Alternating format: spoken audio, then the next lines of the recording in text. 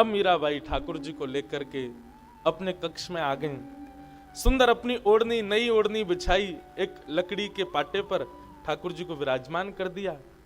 उनके सामने थोड़ी पर हाथ रख के बैठी और उनसे बातें कर रही हैं। तुम तो बड़े प्यारे हो, देखो तुम्हारे नेत्र कैसे हैं, जैसा जोशी जी सुनाते थे कथा में बिल्कुल वैसे ही हो। नाक कितनी प्यारी तुम्हारी है, थोड़ी कितनी सुंदर सी लग रही है। अब तुम मेरे पास आ गए, मैं खूब तुमको सजाया करूंगी, खूब तुमसे बातें किया करूंगी, हम दोनों संगी रहा करेंगे। इस प्रकार वार्तालाप कर रही हैं। तुम्हारा मन तो लग रहा है ना, दुखी तो नहीं हो ना, याद आ रही होगी ना संत की, लेकिन क्या करें, अब मुझे तुमसे प्रीति इतनी हो गई और तुमको भी हो गई। बताओ, संत तो चले गए थे, तुम ही आ गए उनके साथ। बेचारे बहुत रोए थे जब जा रहे थे, पर क्या करूं, मुझे तो तुम्हारे साथ ही रहना है। बिल्कुल ये भाव ही नहीं है मीराबाई के हृदय में कि एक कोई प्रतिमा है। वो चर्चा करती हैं और प्रश्न भी करती हैं और उत्तर भी स्वयं ही सुन लेती हैं। हमारे घर में एक और ठाकुर जी हैं, चार भुजानाथ, तुमने देखा उनको? मैं दिखाऊंगी, मैं लेके चलूंगी, उनको देखना। रोज ऐसे बनकर के बैठते हैं जैसे दुल्हा हूं, लेकिन मैं भी उनसे सुंदर तुमको सजाया करूंगी। ऐसी वार्ता मीरा करती। घर के सब लोग मीराबाई के इन भावों को एक बालपन मान करके समझ जाते हैं। राव दूधा जी के पास गई, बोले कि अब तो मेरे गोपाल जी आ गए हैं, दादाजी उनका नामकरण करो। राव दूधा जी बोले कुछ भी नाम धर दो, बहुत सारे नाम हैं इनके। बोले नहीं, आप कोई एक नाम बताओ। बहुत सारे नाम बताए। बोले गोपाल जी रख दो, कन्हैया रख दो, कृष्ण रख दो, माधव रख दो, मधुसूदन रख दो, केशव रख दो, गिरधर रख दो। मीरा बोली अंत में कौन सा नाम बताया आपने? बोले गिरधर। हाँ दादाजी, गिरधर अच्छा नाम है, गिरधर प्यारा नाम है, अब मैं इनको गिरधर बोलूंगी। लेकिन दादाजी गिरधर नाम का मतलब क्या होता है? तब राव दूधाजी मीराबाई को बैठा के सुनाने लगे। ब्रजवासियों के देवता इंद्र, इंद्र की पूजा ब्रजवासी करते थे। तब श्री कृष्ण ने सबको समझाया, बोले कि भैया इंद्र तो देव है, ऐसे 33 कोटि देवताओं के अधिपति नारायण हमारे ब्रजमंडल में गोवर्धन नाथ के रूप में विराज रहे हैं, उनकी पूजा करो। सब ब्रजवासियों ने 56 भोग बनाए, बैलगाड़ियों में सजा करके लेकर के गए और जाकर के गोवर्धन नाथ का अभिषेक किया, परिक्रमा की, पूजा की।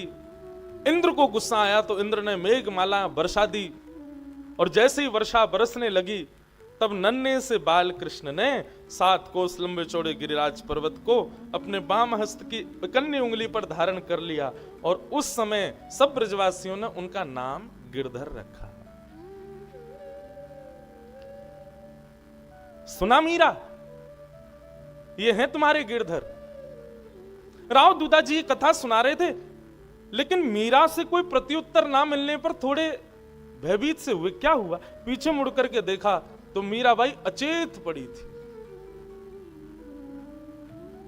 दौड़े सब लोग, दौड़ करके जल का छिड़काव किया, होश में लाने के लिए प्रयास किया। तब जाकर के शाम होते होते मीराबाई को चेतना आई, और मीराबाई को मानो कुछ स्वप्न जैसा दिखा, कुछ दृश्य दिखे।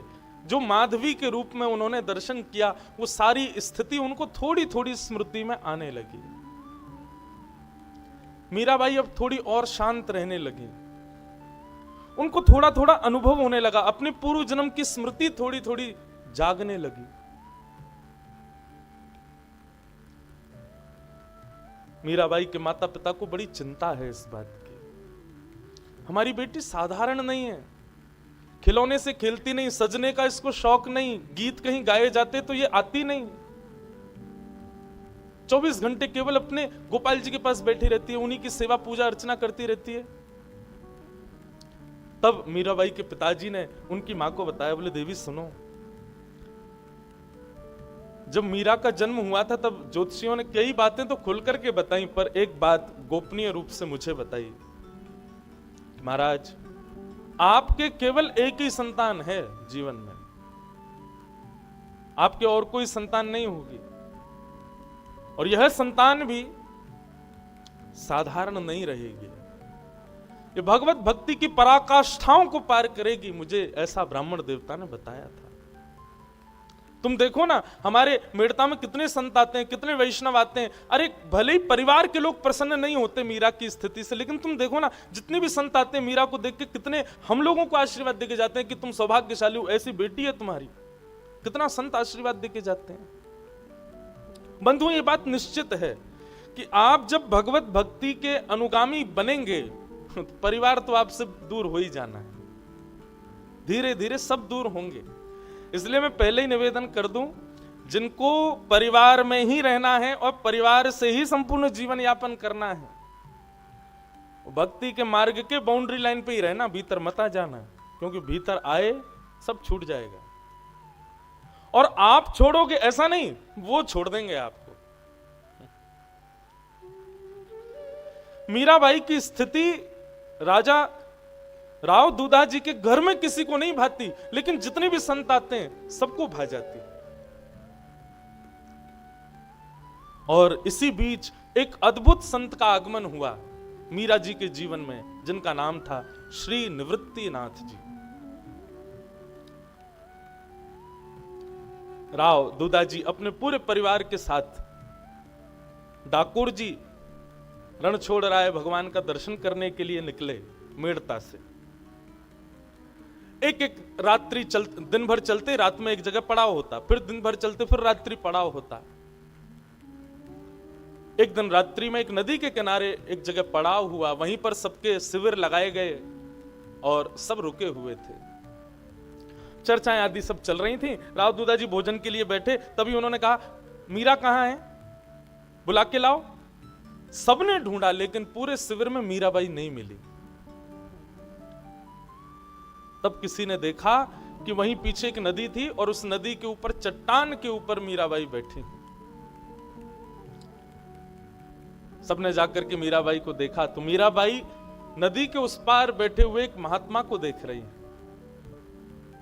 उन महात्मा का दर्शन कर रही हैं। राव दूधा जी ने कहा, मीरा क्या कर रही हो? दादाजी, कोई वैष्णव संत बैठे हैं सामने, मुझे उनका दर्शन करके बहुत सुख मिल रहा है, इसलिए मैं उनको देख रही थी। राव दूधा जी ने पूरे सैनिकों के साथ जाके, परिवार के साथ जाके महात्मा को प्रणाम किया। श्री निवृत्तिनाथ जी बैठ करके थोड़ी देर सत्संग आदि हुआ। मीराबाई ने वहां भी कुछ जिज्ञासाएं की। निवृत्तिनाथ जी मीराबाई की जिज्ञासा से बड़े प्रसन्न हो गए और उन्होंने भी वही कहा जो हमेशा संत कहते थे। बोले कि दूधा जी, आपकी ये लाली साधारण नहीं है। इसके भाव, इसके प्रश्न बताते हैं कि ये साधारण नहीं है। राव दूधा जी ने कहा, भगवान अगर आप कृपा करें तो आप भी हमारे साथ डाकोर जी यात्रा पर चलें, बीच में एक सत्संग होता रहेगा, अच्छा लगेगा। बंधुओं, एक बात आप हमारी बहुत ध्यान से समझ लीजिएगा। आपको ठाकुर जी प्रिय लगते हैं तो आपके हृदय में क्या भाव आएंगे मुझे नहीं पता, पर ठाकुर जी को आप प्रिय लगते हो तो निश्चित है कि आपको वैष्णव संत और सत्संग इनमें बड़ी रुचि हो जाएगी। आप राव दूधा जी को देखिए, मीराबाई के पूरे परिवार को देखिए, वे कभी भी प्रायोरिटीज के रूप में संसार को नहीं रखते। सदैव संत हो, सदैव सत्संग हो, सदैव वैष्णव वार्ता हो, इसी को प्राधान्यता देते हैं। अब हम लोग यात्रा में कहीं जाएं, हम क्यों चाहेंगे कि बीच में हम कथा ही सुने? हम तो गाने चलाते हुए जाते हैं गाड़ियों में, गाने सुनेंगे, कुछ भी उधम करते हुए, नाचते गाते हुए, खेलते कूदते हुए जाना प्रिय लगता है। परंतु राव दूधा जी राह में मिले एक साधारण संत जिनसे कोई परिचय भी नहीं है, बस उनसे निवेदन कर दिया आप चलो संग में, ताकि बीच बीच में जहां पड़ाव पड़े तो आपका भी सत्संग सुनने को मिलेगा। ये ठाकुर जी आपसे प्रेम करते हैं तभी ऐसा होता है। संतों के प्रति ऐसे भाव तभी प्रकट होते हैं। हमारे अष्ट सखा कहते हैं, गिरधर जब अपनों करी जाने। ठाकुर जी ने आपको अपना बनाया कब जानो? बोले ताको मन भक्तन की सेवा, संत चरण रज सदा लुभाने, गिरधर जब अपनों करी जाने। माफ कीजिएगा बंधु, लेकिन आपकी किसी भी स्थिति में आप वैष्णवों के प्रति, संतों के प्रति, भक्तों के प्रति ज्यादा निष्ठा आपके हृदय में प्रकट नहीं हो पाती है, तो इससे आप संकुचित मत होइएगा, पर प्रयास करना कि प्रकट हो, क्योंकि वो जब प्रकट होती है तब ही ऐसा संभव हो सकता है कि ठाकुर जी आपसे प्रेम करते होंगे, निश्चित है। श्री निवृत्तिनाथ जी राव दूधा जी के उस यात्रा में संग हो लिए। मीराबाई ने निवृत्तिनाथ जी से कहा, भगवान हम ठाकुर जी क्यों जा रहे हैं? निवृत्तिनाथ जी बोले, हम भगवान का दर्शन करने जा रहे हैं। बोले, जोशी जी कथा में बताते थे कि भगवान तो सब जगह रहते हैं, जड़ चेतन आकाश पृथ्वी जंगम खंबायु अग्नम सलिलम महिम, भगवान सब जगह है, फिर एक उस ठाकुर जी को देखने के लिए हम ठाकुर जी क्यों जा रहे हैं? निवृत्तिनाथ जी बड़े प्रसन्न हो गए। मतलब रोज के सत्संग का विषय मीराबाई ही देती है निवृत्तिनाथ जी को, और छोटी सी मीराबाई का भाव सुनकर के निवृत्तिनाथ जी बोले, बैठो मीरा, मैं सुनाता हूं। ठाकुर जी हैं तो सब जगह, लेकिन कहीं कहीं भक्तों की प्रेम लक्षणा भक्ति पर ठाकुर जी जब कृपा करते हैं और कृपा करके अपने भक्त के लिए कहीं विराजमान हो जाते हैं, तो वैष्णव लोग आस्था को और अपने भाव को और पुष्ट करने के लिए उस स्थान का दर्शन करते हैं। बेटी, ऐसे स्थान विश्वास को और दृढ़ करते हैं, इसलिए ऐसे स्थानों पर जाना चाहिए। भगवान है तो सब जगह, लेकिन हमारे भीतर विश्वास दृढ़ हो, उसके लिए ऐसे तीर्थों में हमें जाना चाहिए। कथा है डाकोर नगर के एक गृहस्थ जीवन जीने वाले वैष्णव की, जो कि हर एकादशी पर द्वारिका जाते हैं और द्वारिका जाकर के ठाकुर जी का दर्शन करते, रात भर जागरण करते द्वारिकाधीश के सामने बैठ करके, और जागरण करने के पश्चात फिर वापस डाकोर जी आते। धीरे धीरे ये क्रम करते करते करते करते वो वैष्णव वृद्ध हो गया। ये निवृत्तिनाथ जी ये कथा सुना रहे हैं मीराबाई को। वैष्णव वृद्ध हो गया।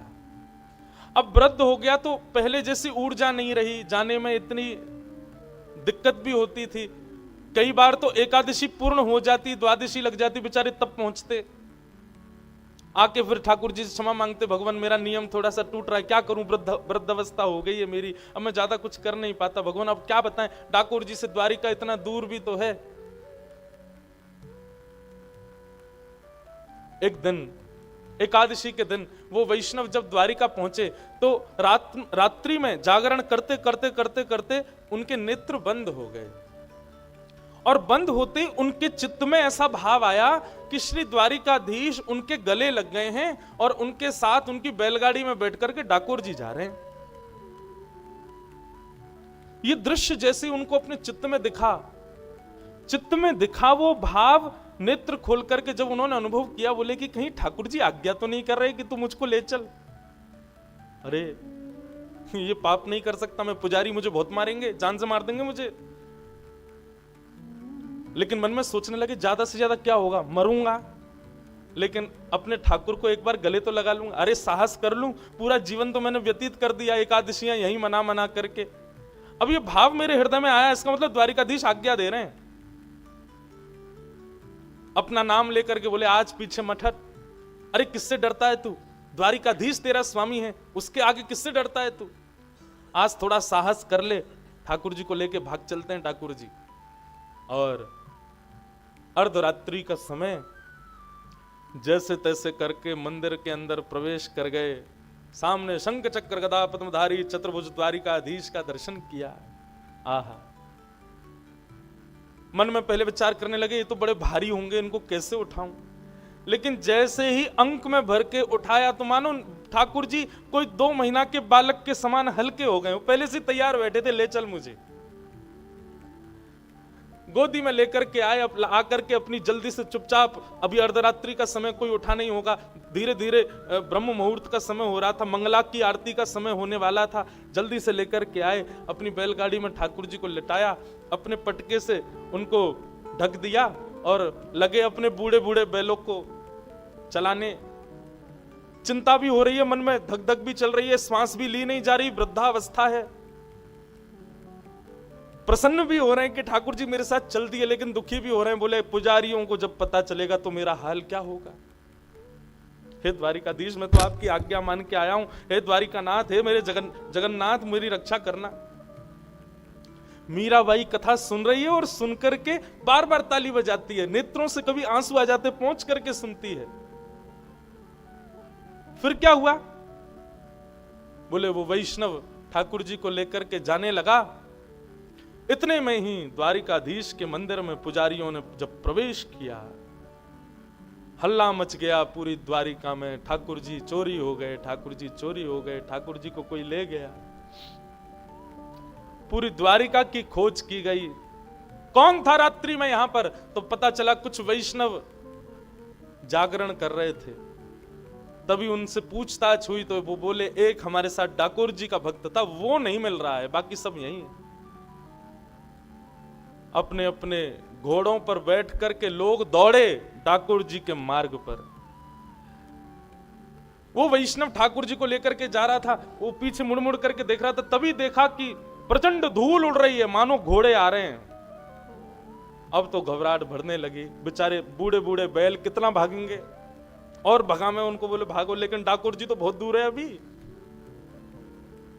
मन में विचार करने लगे क्या करें। हे द्वारिकाधीश कृपा करो। तभी एक बावड़ी, एक तालाब जैसा रास्ते में दिखाई दिया और उनके हृदय में तुरंत चेतना आ गई कि मैं ठाकुर जी को लेकर के नीचे इसमें विराजमान करके और मैं खाली बैलगाड़ी लेके आगे बढ़ूंगा। जब बैलगाड़ी में कोई दिखेगा नहीं तो सैनिक छोड़ देंगे, जब सैनिक भाग जाएंगे तब लेके फिर चला जाऊंगा।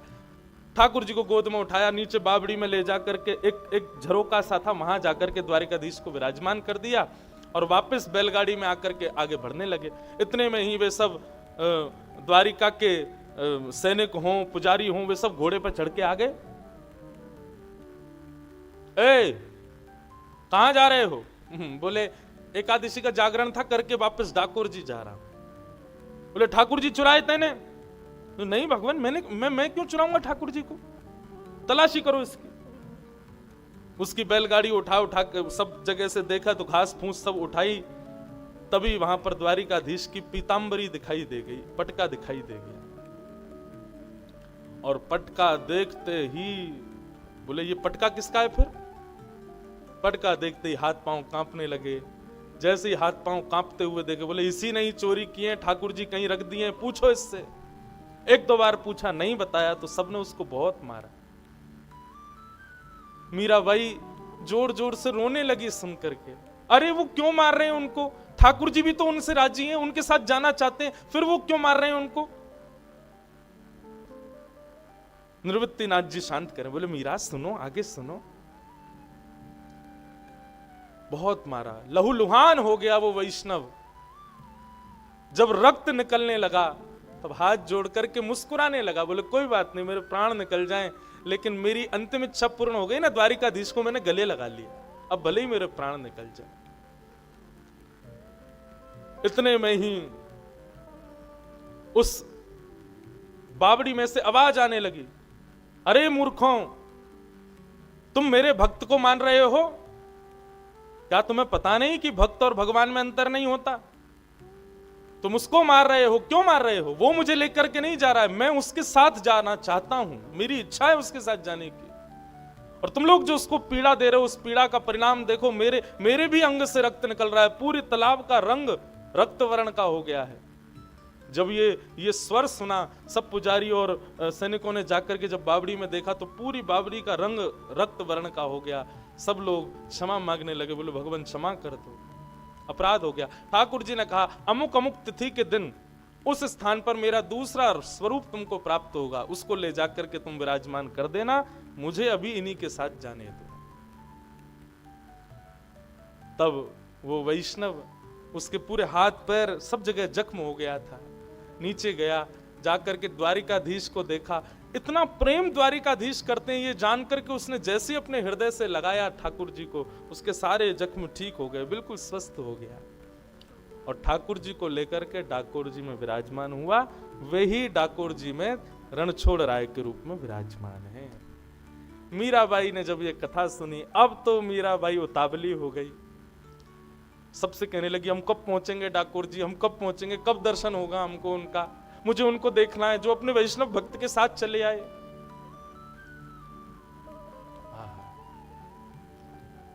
ऐसे निवृत्तिनाथ जी मीराबाई के जीवन में भक्ति को और पुष्ट करने के लिए पधारे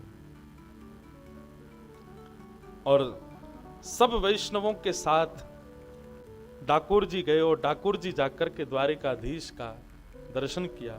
रणछोड़ राय भगवान का दर्शन करके सब आनंदित हो गए, मीराबाई प्रसन्न हो गए।